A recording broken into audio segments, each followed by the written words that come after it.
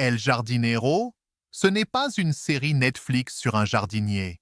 C'est une tragédie élégamment contenue, noyée dans le vert des Galices, où chaque geste est un présage et chaque fleur une énigme.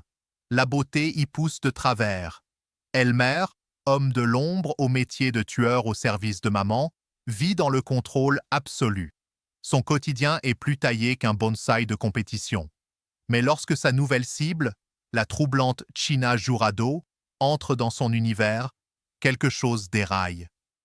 Non pas violemment, lentement. Comme une moisissure qui s'infiltre dans les jointures d'un mur trop lisse.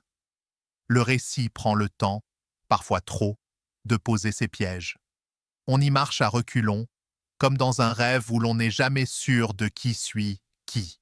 Alvaro Rico, Elmer, son regard est un soupir d'hiver. Rarement un tueur à gages n'a semblé aussi préoccupé par la bonne pousse de ses pivoines. Face à lui, Cecilia Suarez n'a pas besoin de parler. Elle observe, elle attend. Elle est là comme une idée fixe que le scénario caresse sans jamais serrer.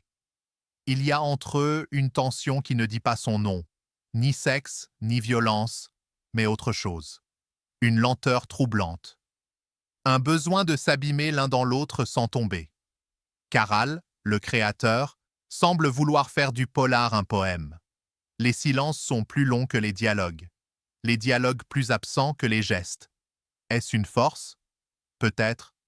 Ou un caprice de mise en scène? À chacun d'en décider.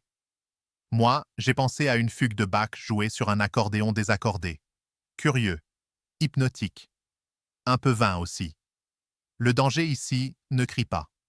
Il pousse. Comme les racines d'un figuier dans le béton. Lent, obstiné, invisible, jusqu'à ce que le sol craque. Bref, une série espagnole qui se laisse regarder.